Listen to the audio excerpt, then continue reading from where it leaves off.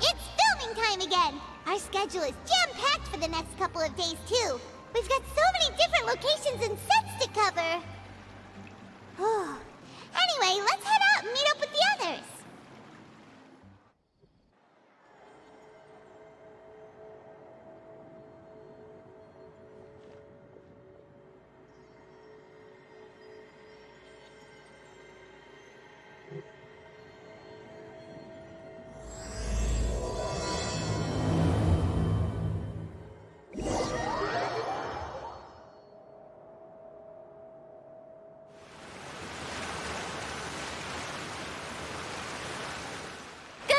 Everyone, we're looking to wrap with our two main ladies today.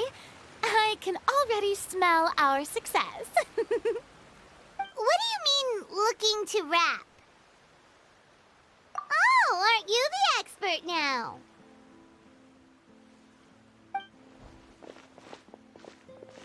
This upcoming scene is the two Musketeers' final confrontation with the Baron. There will be quite a bit of action, but no choreography beyond what we've already rehearsed. Anyway, get ready. Lights, camera, action! The view is beautiful tonight. It reminds me of that fateful night 10 years ago. And now that I've said it, I can even make out the faint fragrance of herbal tea in the air. Enough, villain! It's time that you pay for the death of our mother! My dear Iris, have you forgotten your manners? How can you speak like this to your own father? I'd sooner swallow all of my teeth than call you father. What did I expect? Seems the daughters have turned out to be just as obstinate as their foolish mother. In this world, Mora and status is everything! She thought she could blackmail me using her children and force me to grant her recognition and concessions? Ah, how naive can a woman be? Mother never asked a single thing of you. All she wished was for us to live a peaceful life, just like the others.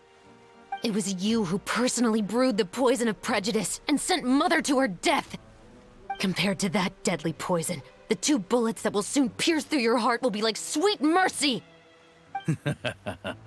And that's exactly why I said you're just as naive as her. Did you really think 2 muskets would be enough to defeat me? So let's see. What is stronger? Mora and power, or the 2 muskets in your hands?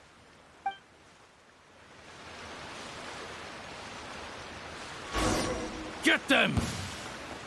Tulip! There are too many of them! It'll be okay. We'll cover each other, Iris. And Mother will be watching over us, too. You've lost. To think I'd lose to my own 2 kids. We are no children of yours, and we'll never call that place our home. Then tell me, what did you do all this for? You lost your mother, and will soon kill your father as well. What will you gain in the end, other than sentences for your crimes? We will gain our long-awaited justice.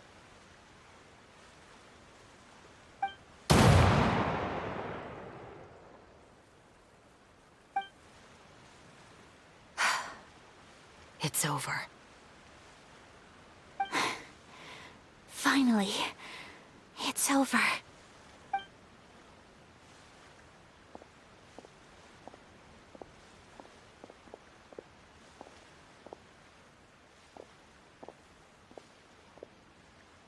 So, where will you go now, Tulip? I'm not too sure, Iris. Maybe somewhere with lots of flowers?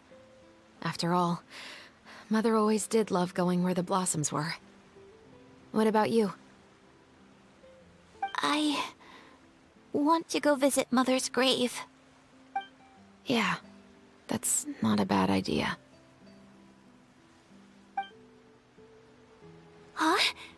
Tulip, look! What is it? his mother's favorite, the rainbow rose. Look, it's blooming again.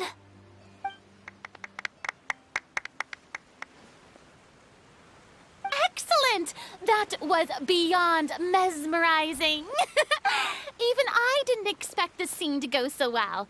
And we got it in a single take. All right, everyone. We've got a wrap for Tulip and Iris. Congratulations, Ayaka and Chevreuse! Thank you. I didn't expect our parts to wrap so quickly. I wish I could savor the experience for just a bit longer. Paimon totally understands. Paimon's not ready to say goodbye to the clapperboard either. Filming has really been a lot of fun. You were great too, Chevreuse. The way you said, long-awaited justice. It gave Paimon chills. That is indeed my favorite line in the whole book. I still remember trying to act it out in my room the first few times I read it. Whoa, Paimon would have never guessed you're that type. Who doesn't like stories where the guilty are punished and justice prevails over evil? Don't forget, I'm the captain of the Special Security and Surveillance Patrol. Captain, I have something urgent to report. Please excuse me, everyone. I'll be back in just a moment. It's okay, don't worry about us.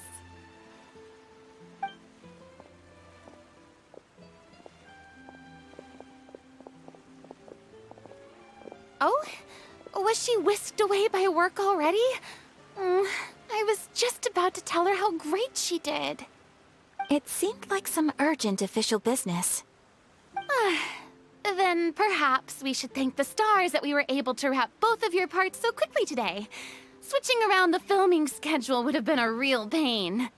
Anyway, I actually came over to let everyone know that we're all done for today. You can go home and get some rest. And one last thing, Miss Ayaka.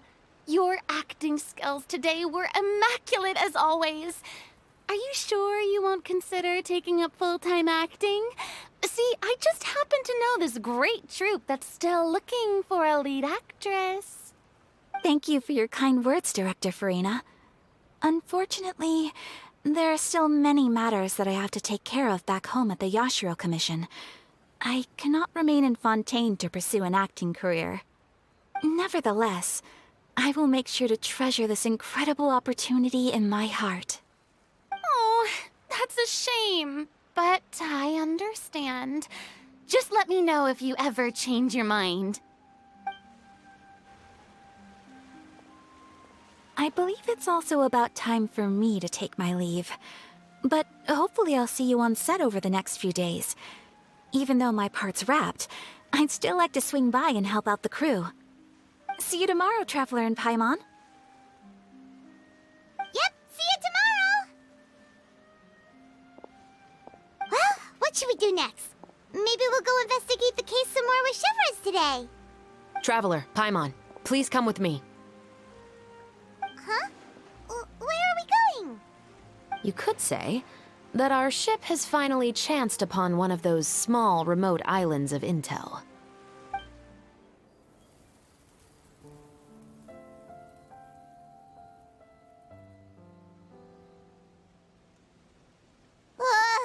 Paimon's exhausted. Paimon definitely didn't expect having to float this far after a full day of filming. So, Chevreuse, why did you take us here? Affirmative. It wasn't anything conclusive, but it should show us a clear way forward. Have you ever heard of someone by the name of Emily? Oh, you mean that famous perfumer? She's a good friend of mine. She's lent me her aid several times in the past to resolve some difficult cases. After I discovered the rainbow rose at the scene of the murder, I sent it to her. After all, she's probably the foremost expert on flowers and scents in all of Fontaine. And then? There was nothing remarkable about the flower or the trace amounts of soil left on it. But according to Emily, the rainbow rose left by the killer was derived from a very rare cultivar. Huh. Paimon didn't know that there were different varieties of rainbow rose. Paimon just thought they grew everywhere in the wild. Flowers that are deliberately cultivated will always show some different features from those that bloom in the wild. We already knew that the rose left at the scene belonged to a special cultivar, but with Emily's expertise, we were able to pinpoint the place where it was first picked from. Oh, Paimon gets it now. So whoever first planted that rainbow rose was probably the killer. Precisely. And after we checked what we learned against some sales records from the past, we discovered that there's only one person in all of Fontaine who could grow and sell this specific cultivar. Really? And who is it? It's the novelist. But didn't you say he had an alibi? To be clear, I haven't changed my mind about him. I still don't think he was the one who pulled the trigger. However, that doesn't mean the true culprit never visited him at his home or never purchased a rainbow rose from his garden. Whatever the case, we will have to confirm a number of things with him. So you mean the next place we need to go is... Yes, we're going to pay him a visit at his home.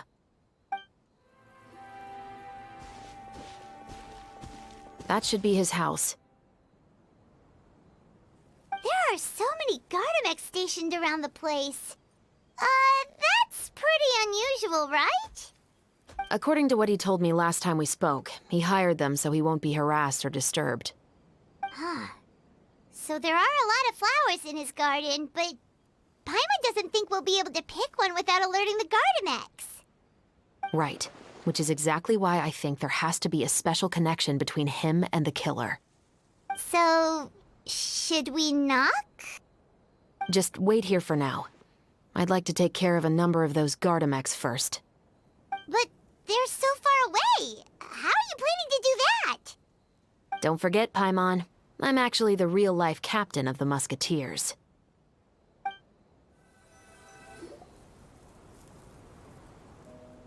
All clear. Let's go. Wait! Paimon's a little nervous now that we know he could be the killer. Can we go over our plan of action again? I'll go knock on the door and make sure it's safe inside. Once we're sure that we're in the clear, I'll ask him to come with us for a quick round of questioning at the guard's headquarters. But can't we just arrest him? We still have no evidence that he's the killer, or that he lent the killer any direct aid. Still, it would be appreciated if you could pick a rainbow rose from his garden for me while I'm talking to him. It'll help the Marechaussee Phantom confirm Emily's theory. Sure, no problem. Just be careful, Chevreuse.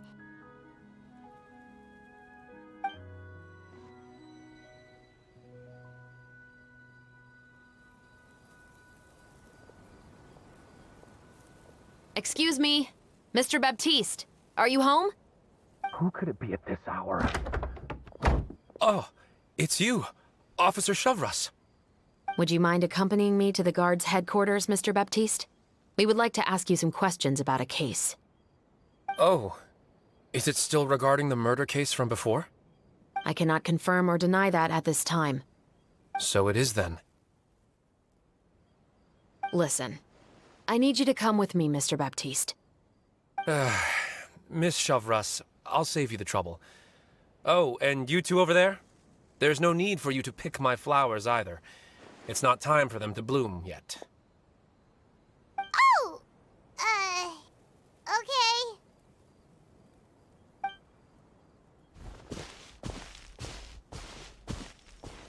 By saving me the trouble, you mean... I will confess, I was the killer. Huh? He just admitted he's guilty! Please relax, everyone. I'm not armed. The musket you're looking for has been buried in my backyard. Then it's my responsibility to inform you, Mr. Baptiste, that everything you say right now will be used as evidence for the inevitable trial. Yes, I am perfectly aware of that. I must say, I hate this feeling. Oh? Is it because I confessed? Or because you've been proven wrong? Both, I suppose. For the same reason as the one I wrote out in my novel, of course. I did it to exact revenge. I know you haven't figured out the link between the two of us. Had you done so, I'd have been taken away to the headquarters a long time ago. But that won't stop me from always remembering his grotesque face. After all, he was the one who killed my mother. Your mother is still healthy and well. You know, I was adopted as a child. I was referring to my birth mother. That was never recorded in the orphanage's records. Please forgive a 6-year-old child for concocting some lies to protect himself after watching his mother die right in front of him. So, your novel, it was like a record of your life? No, of course not. It was a work of fiction with many embellished parts. But I am indeed the illegitimate son of a wealthy and influential man who abused his power to murder my mother. That part was 100% real. But the man you killed didn't have a Mora to his name. He was a hired assassin, an irredeemable beast who sank his fangs into a defenseless woman just for a few bags of Mora. But if that's really the truth, you wouldn't be telling us any of this now. You still haven't managed to take revenge against your father, the true mastermind behind it all. I never thought I'd hear that kind of thing from the captain of the Special Security and Surveillance Patrol. I'm simply skeptical about your motives. It's simple, really. I've grown tired of everything and don't want to shoulder this burden anymore. You may have considered me too soft to pull the trigger. Well, as it turns out, you are exactly right. I've become overwhelmed by the aftermath of the murder. So you're going to call a stop to your revenge, just like that? The true mastermind is too rich and too powerful for me. I've accepted that I will never be able to avenge my mother alone. And so what? The characters in your book never gave up. Now, Officer Chevreuse, I'm the one who has killed a man, aren't I? Are you trying to convince me to commit another crime? What's your father's name? How do you plan to prove the veracity of all of your claims? Well, I'd like to speak with you privately. Sure. Why don't we speak privately at the guard's headquarters? No, it has to be here. I must ensure that we won't be overheard. Fine. Let's talk here. When I said won't be overheard, I meant by anyone. I would like to speak with you and you alone.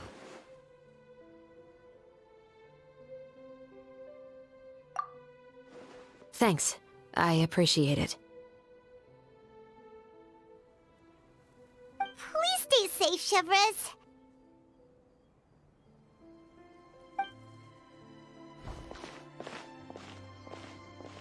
All right. Let's hear it. Will you really believe what I'm about to say?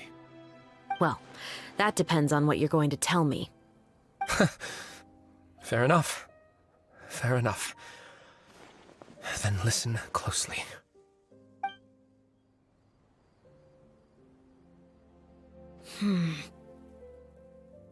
So that's how it's all connected. So, it seems you believe me after all. Do you want me to go public with this? No, of course not. At least, not right now. Then why did you bother telling me? You've read my work. What do you think? Even if you were to go public with all of this right now, he'd simply deny everything. It's been too long. Almost 20 years. Anything that could be used as evidence has long faded away. Even if there might have been a solitary island of truth once upon a time, it has long sunk beneath the waves by now. Justice will never find him. Not if you don't try. I know that as the captain of the Special Security and Surveillance Patrol, you will always stand on the side of justice. But do you really think a cushy life in prison really constitutes justice for him? I bet he could lead an extremely comfortable life in the fortress of Meripede. What are you trying to say? I've been observing you from a distance. Your portrayal of the musketeer was exquisite. Pull the trigger of justice against him. Let the villain get what he deserves. You want me to let you go so you may complete your revenge? No, Officer Chevreuse. I know that would be impossible. No. What I'd like is for you to perform the deed on my behalf. Oh, Chevreuse sure is taking her time. What could they be talking about anyway? Oh, Paimon's worried. What if he decided to attack her? Oh, you do have a point. Still, do you have any idea who the rich person might be? And why the novelist doesn't want us to hear what he's saying to Chevreuse? Sorry to keep you waiting, you two. Hey, how did your talk go? I've already sent someone to escort Baptiste back to the headquarters for questioning. He wasn't lying about the musket. It was indeed buried in his backyard. But what about the name? Did he tell you the name of the rich guy? Yes, he did. But for now, I have to return to the Special Patrol. There are still a few loose ends I need to tie up.